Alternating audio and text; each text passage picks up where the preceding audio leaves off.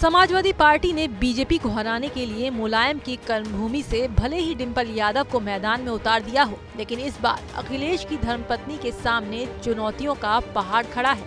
अपने ही गढ़ में सपा की जीत की राह आसान नहीं होने वाली। डिम्पल यादव के सामने मुश्किल ये है कि नेताजी के जाने के बाद पहली बार इस सीट पर आम चुनाव हो रहा है। उपचुनाव में उन्हें जो जनता की सहानुभूति मिली थी, अब वो खत्म हो चुकी है।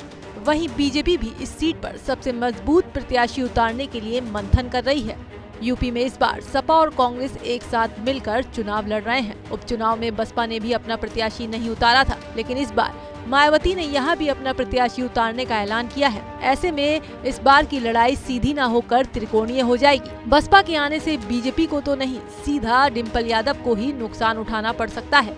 हालांकि मैनपुरी लोकसभा सीट पर हमेशा से ही सपा का ही कब्जा रहा है। यही वजह है कि ये सीट समाजवादी पार्टी का गढ़ मानी जाती है।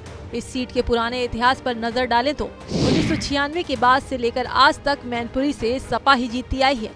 नेताजी ने यहीं से 1996 में अपना पहला लोकसभा चुनाव लड़ा और 2019 में अंतिम चुनाव भी यहीं से लड़ा। अक्टूबर 2022 में उनके निधन के बाद ये सीट खाली हो गई थी। उपचुनाव में सपा ने डिम्पल यादव को मैदान में उतारा था। डिम्पल ने भाजपा प्रत्याशी को हराकर बड़े अंतर से जीत हासिल की थी। फिलहाल बीजेपी ने मैनपुरी सीट पर सपा को हराने के लिए अपने सारे चुनावी हथियार निकाल लिए हैं, क्योंकि इस बार बीजेपी की नजर 80 की 80 सीटों को साधने में है और इन्हीं सीटों में एक है मैनपुरी।